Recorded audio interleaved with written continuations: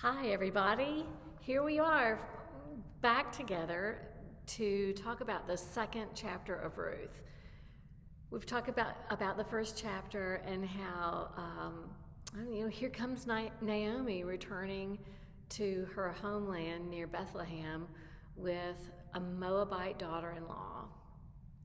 And we got a sense of the chaotic, restless, unpredictable sense of the times in which they're living. So let's hear some from chapter 2 of Ruth and start thinking about what this might have to say to us in our time. Now Naomi had a kinsman on her brother's side. He was a prominent rich man, and he was related to her late husband Elimelech. His name was Boaz. And Ruth the Moabite said to Naomi, "Let me go out into the fields, and I'll glean among the ears of corn, the ears of grain, behind someone in whose sight I might find favor." And so Naomi said to Ruth, Go, daughter." So Ruth went. She came and gleaned in the field behind the reapers. And it just so happened that she was in a field belonging to Boaz, from the family of Elimelech. And just then Boaz came in from Bethlehem, and he said to his reapers, "The Lord be with you." And the reapers answered, "And also with you." And Boaz asked his servant, "To whom does this young woman belong?" And the servant who was in charge of the reapers said, "She is a Moabite, the one who has come back with Naomi from the country of Moab. She asked, 'Please let me glean and gather among the sheaves behind the reapers.' So she came, and she's been on her feet from early this morning until now. She hasn't even rested a moment." Then Boaz went over to see Ruth, and he said, Listen, my daughter, do not go glean in any other field. Do not leave this one. Keep close to my young women. Keep your eyes on the field that is being reaped. Follow right behind them. I have ordered the men not to bother you. If you get thirsty, go to the vessels and drink from what the young men have drawn." Then Ruth fell prostrate on her face to the ground and said to him, "Why have I found favor in your sight that you should take notice of me when I am a foreigner, a Moabite?" But Boaz answered her, "All that you have done for your mother-in-law since the death of your husband has been fully told to me. How you left your father and mother in your native land and came to a people that you did not know. May the Lord reward you for your deeds, and may you have full reward from the Lord, the God of Israel, under whose wing you have come seeking refuge." Then Ruth said, "May I continue favor in your sight, my Lord, for you've comforted me and spoken kindly to your servant, even though I am not one of your servants." This is the word of the Lord. So we see the plot begins to move. Naomi and Ruth get to Naomi's homeland, somewhere near Bethlehem, and they have nothing. They have no power, no standing, and Ruth's a Moabite. She's from a hated people. So with nothing between them and no clue how they're going to survive, and in a time that the book of Judges describes as really difficult, chaotic, lawless, Ruth steps out on faith. She says, "Naomi, I'm just going to go see what I can find." And we know it's dangerous. We know it's dangerous because later on, we see Boaz give a word of protection over Ruth. He tells the men not to bother Ruth. Why would he tell them that if it weren't a time in which men were accustomed to doing what they wanted to with women who didn't have protection. So Ruth is risking her body and perhaps even her life. And from this, Naomi calls her daughter. She doesn't call her daughter-in-law. She's no longer asking to die.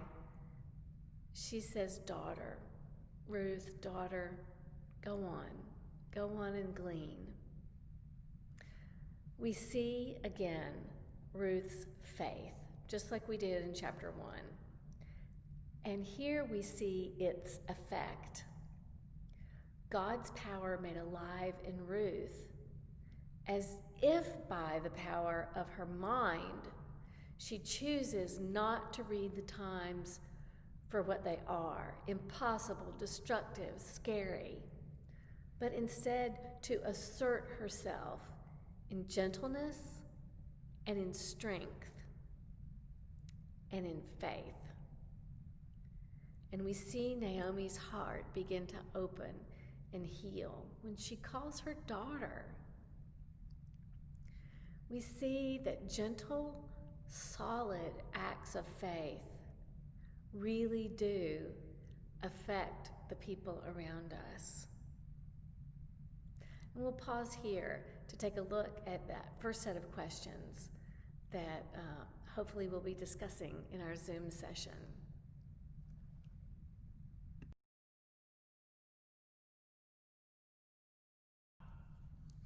So now let's talk a little bit about gleaning. Gleaning is the act of collecting leftover crops from the farmer's fields after they've been harvested for profit. It is a law that is described in the books of Deuteronomy and Leviticus.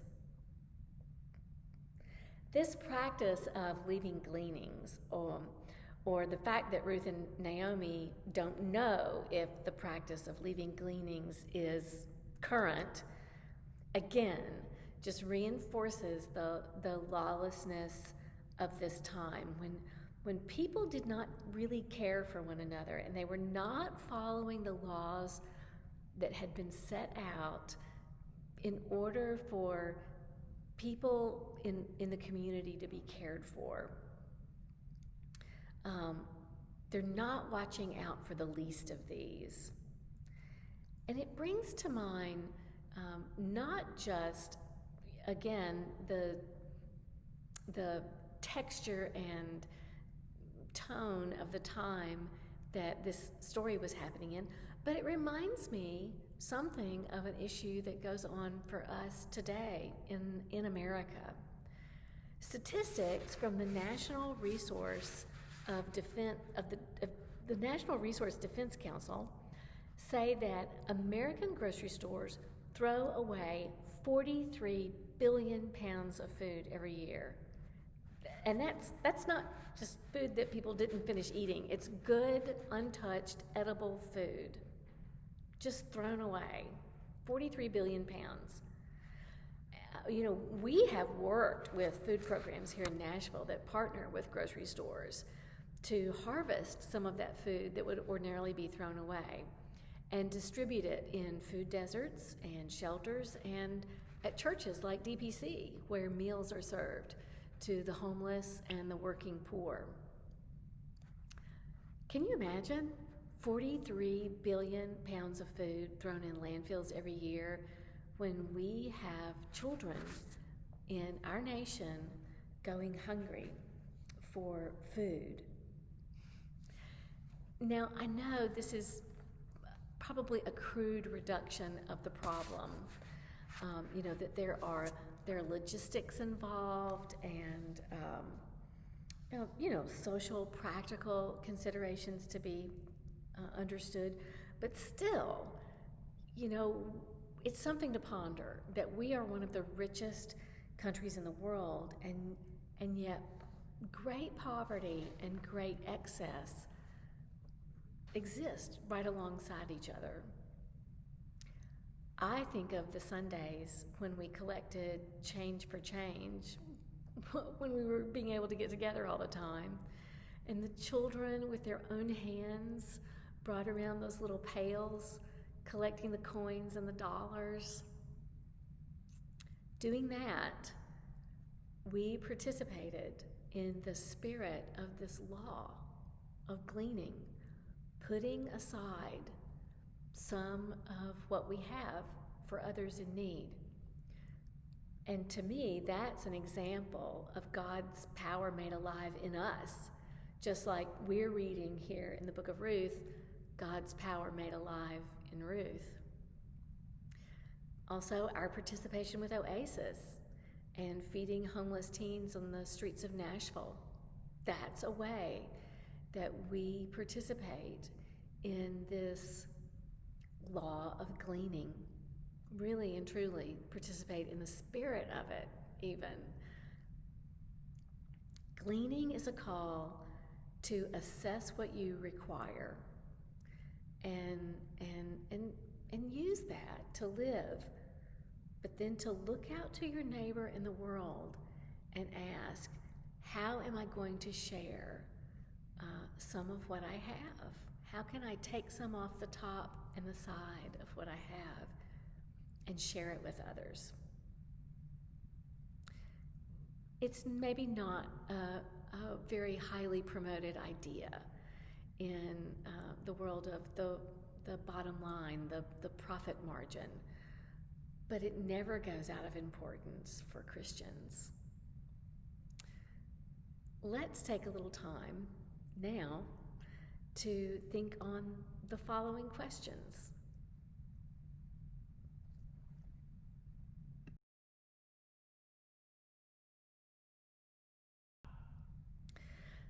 So, we've been reading about how Ruth goes out to glean. She finds a field where there are workers. She asks if she can glean. It turns out that she's in one of the fields owned by Boaz, who is a distant relative of Naomi through her late husband Elimelech. And Boaz comes home and notices her and says, "Who's this woman? Who's this woman gleaning in my field?" And they tell him, this is Ruth, who's come home with Naomi. And later in chapter 2, if you've read chapter 2, you already know this, but it wasn't included in the little section that I read, but it does happen here in chapter 2. Boaz invites her to come eat with his workers and his people. And Ruth does. She does, and she does something really significant. She takes her seat all the way down at the end where the servants sit. Ruth knows how she is perceived. She knows how she's seen. She's a widow. She's a woman. She's a Moabite. She puts herself down at the very lowest social position at the table. Things have gone really well for her this day. By the end of chapter 2, she goes home with 2 weeks worth of food when she was just hoping for something to get them through the day. In this second chapter of Ruth, we really begin to see God's power made alive in her courage, in her faith, and here in this action that she takes when she's invited to eat with Boaz's people, her humility. Ruth chooses to believe in good. She steps out to act in the way that she's able, with simple courage and knowing the danger of the time. And we also see how comfortable she is in her own skin. She's comfortable in her humility. She does not seem bothered by her status as an enemy, and she doesn't strive to be raised up in the esteem of others or to rise above her social setting. We too face hard times, like Ruth, sometimes, when we're trying to care for others or when bad things happen and we don't exactly know what to do. We need God's help and courage at these times, but we may not know how to live it out. We can't see how everything's going to work. Even if we have faith, We may not be able to know just all of the different steps that will fall into place over time. In such a moment as this, in such a moment of need, in such a moment of pain, we might feel stuck. Ruth shows us what it means to have faith in what is unseen, even when we feel stuck. She has no reason to believe that this venture is going to go well. It's a time when Judeans are not keeping the laws that would ordinarily protect people like her. Will she even find any gleanings? Oops. And if she does, will someone hurt her? Will she even get home safely or at all? I imagine what it must be like when I think about this piece of the story. It makes me wonder what it must be like for homeless teens. The ones that we serve through Oasis or any others, and what it must be like when they're not sure where food's going to come from or what they're going to do when night falls, or what they're going to do if they get sick. Will they turn to someone for help? And will they get help, or will they actually get hurt? That's actually how a lot of teens end up in human trafficking. Ruth faced these challenges. And still, Ruth said yes. She chose to follow the invisible path, the invisible belief that all would be well. And God's power was made alive in her.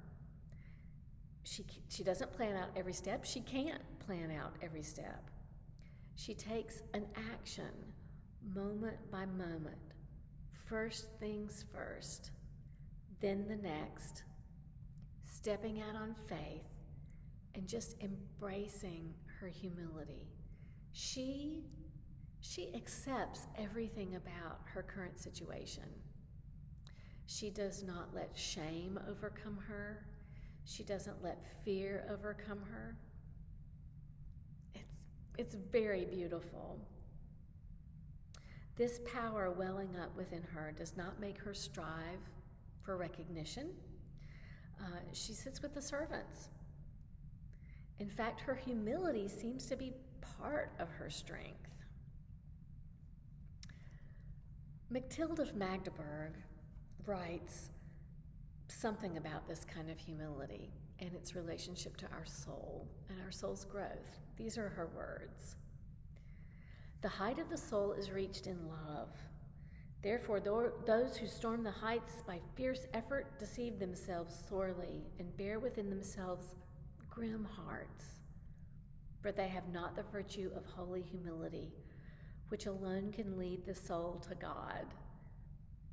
With humble love, you can turn away from negative habits and discover the beneficial qualities of your soul that truly give life. That seemed like a really appropriate quote for Ruth here in chapter 2, where we are seeing this played out. Her love for Naomi that wears away at Naomi's bitterness and garners Ruth the moniker of daughter. We see Ruth having the faith to step out at a dangerous time and hope for good things anyway. We see her having the humility to accept help and be comfortable inside herself, no matter how others view her. Let's take a moment now to think about our last set of questions, and then we'll close this session on the second chapter of Ruth.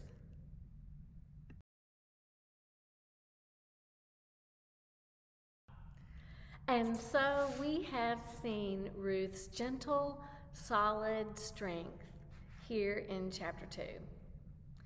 May we take this with us into our lives. May we too experience these wonders in our everyday living. God's power made alive in us. And I'll see you for next week. I'll see you next week for chapter 3, when things really begin to get exciting. Have a great week. Peace be with you.